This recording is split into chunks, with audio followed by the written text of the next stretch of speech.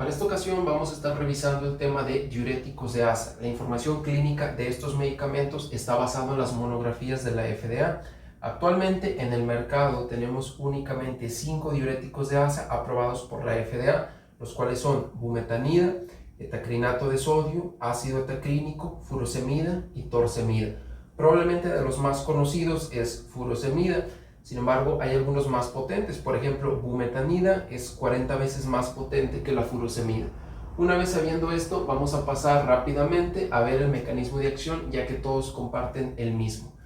Como sabemos, la nefrona tiene diferentes partes. Puntualmente, este grupo de medicamentos actúan en el asa ascendente gruesa de Henle.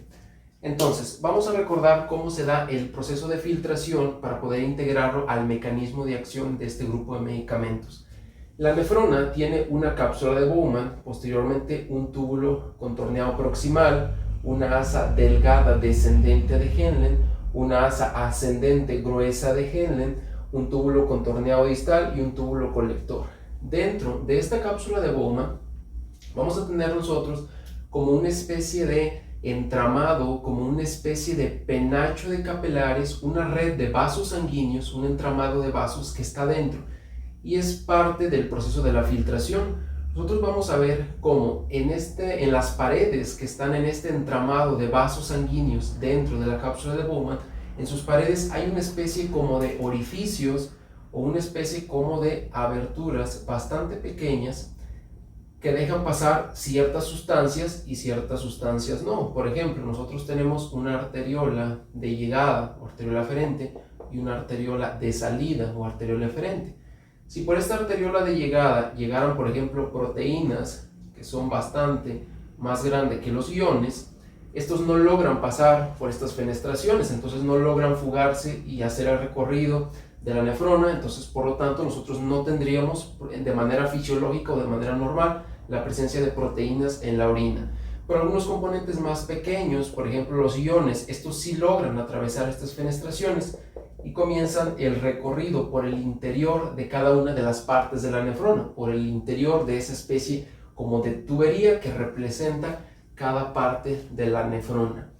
Entonces, este grupo de medicamentos lo que hace es que, como ya habíamos dicho, actúa en el segmento ascendente grueso del asa de Henle, que es esta parte de aquí, que si nosotros le hacemos como zoom o la agrandamos, se vería más o menos de esta forma. Esto sería el segmento descendente delgado de Henle, y aquí tenemos cómo comienza a ascender, por eso segmento ascendente grueso del asa de Henle.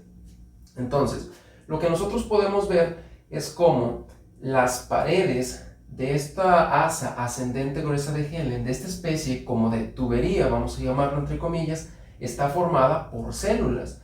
Como podemos ver, cada especie como de cuadradito es una célula, y aquí nosotros podemos ver dónde van a actuar estos medicamentos. Esto como rectángulos o cuadrados en rojo, que es precisamente un transportador.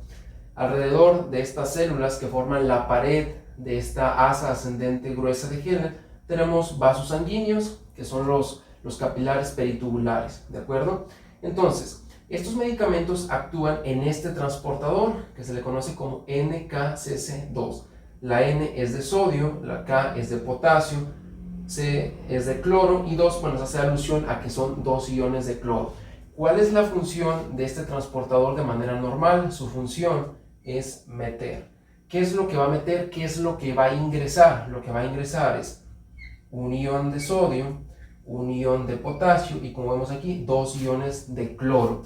Entonces, como dijimos aquí, cuando se filtran algunos iones, en este caso potasio, sodio y cloro, cuando se filtran comienzan su recorrido. Lograron atravesar las fenestraciones, se filtraron y comenzaron a descender, ¿no? Entonces aquí vienen descendiendo, todos estos iones vienen descendiendo, y cuando estos llegan a esta porción del segmento ascendente grueso de Henle, lo normal sería que, como dijimos, que ingresen. Entonces, ¿ingresan a dónde?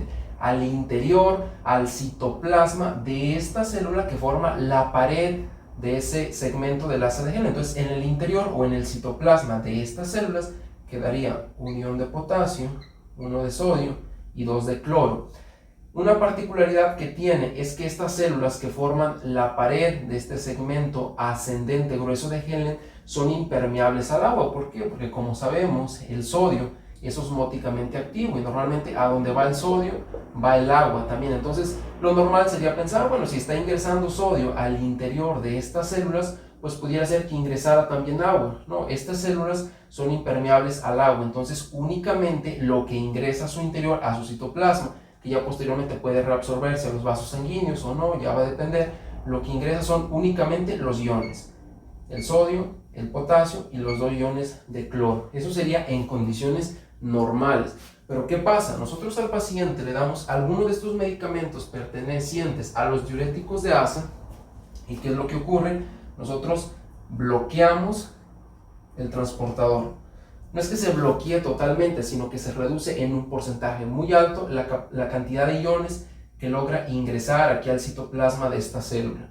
Entonces, ¿qué es lo que ocurre? Como no están entrando, porque ese transportador está bloqueado, está de cierta manera inactivo, no está cumpliendo su función, en este lumen o como interior de esta tubería del asa de Henle comienza a acumularse sodio, comienza a acumularse potasio y comienza a acumularse cloro.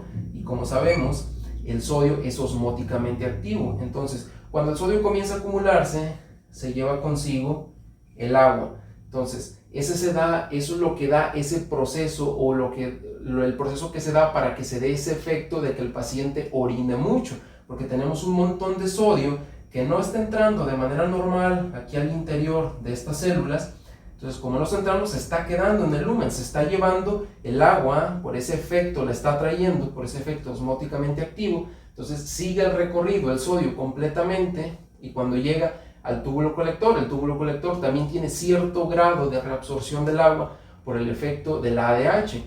Pero como en el túbulo colector no se reabsorbe el sodio, no tiene esa capacidad, y el sodio es osmóticamente activo, entonces ese efecto de que el sodio se siga acumulando ahí, siga atrayendo el agua, de cierta manera reduce la capacidad que tiene el túbulo colector para reabsorber agua. Entonces el efecto final que nosotros tenemos es que bloqueamos este transportador, no ingresó el sodio, no ingresó el potasio y no ingresaron los 2 iones de cloro al interior o al citoplasma de esta célula que forma la pared del asa ascendente gruesa de Henle.